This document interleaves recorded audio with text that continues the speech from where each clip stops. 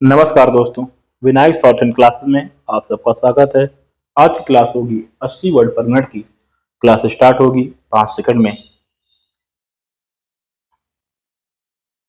Ready, start. महोदय, दिल्ली विकास प्राधिकरण माननीय मंत्री जी के अधीन है। नगर निगम स्थानीय सरकार के साथ है।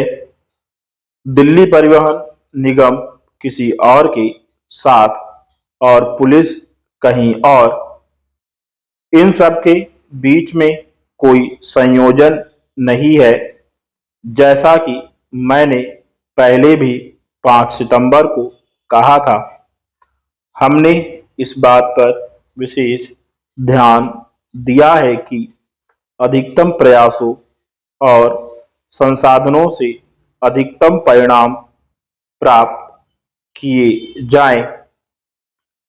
इसी कारण दिल्ली से और इसके आसपास जमीन पर इतना अधिक अवैध कब्जा है। इससे मुझे दिल्ली के उन 1306 झुग्गी झोपड़ियों की याद आ गई जिनमें 19 लाख लोग रहते हैं। उनके कल्याण के लिए कुछ नहीं किया जा रहा है, क्योंकि जिस भूमि पर वह रह रहे हैं वह तो वह या तो सार्वजनिक भूमि है अथवा शहरी विकास मंत्रालय या सीपीडब्ल्यूडी की पता नहीं कैसी अव्यावहारिक योजना बनाई गई है, जिसके द्वारा तब तक कोई सुधार नहीं किया जा सकता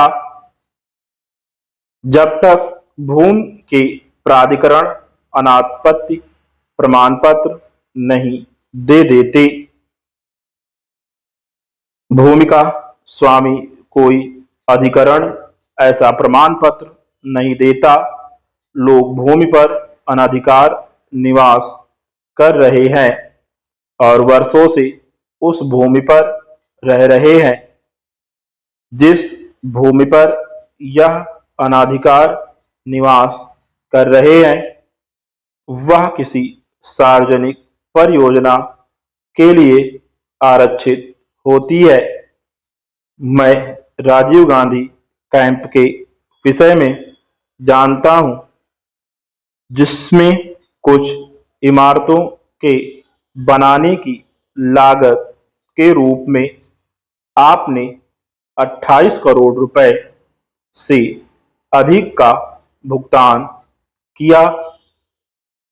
ऐसी अनेक इमारतें हैं और यह मूल्य कई हजार रुपए तक पहुंच जाएगा, क्योंकि कोई भी इमारत अनाधिकृत निवासों के कारण से समय पर पूरी नहीं की जा सकती। यह पैसा किसे देना पड़ता है?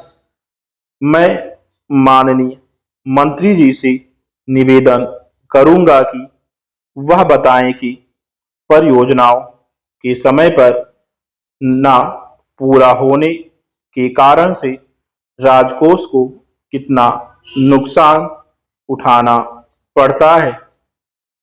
मैं यह भी कहूंगा कि परियोजनाओं का काम समय पर शुरू न होने का कारण मात्र वहां अनाधिकृत झुग्गी झोपड़ियां हैं, न कि सरकार यह निर्णय लेने में समर्थ नहीं थी कि क्या उनका पुनर्वास किया जाए या उन्हें अन्यत्र भेजा जाए या इस संबंध में कुछ और किया जाए।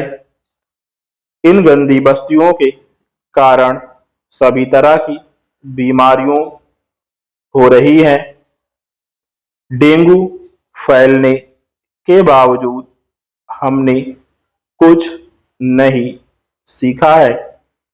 प्लेग फैलने के बावजूद भी हमने कुछ नहीं सीखा।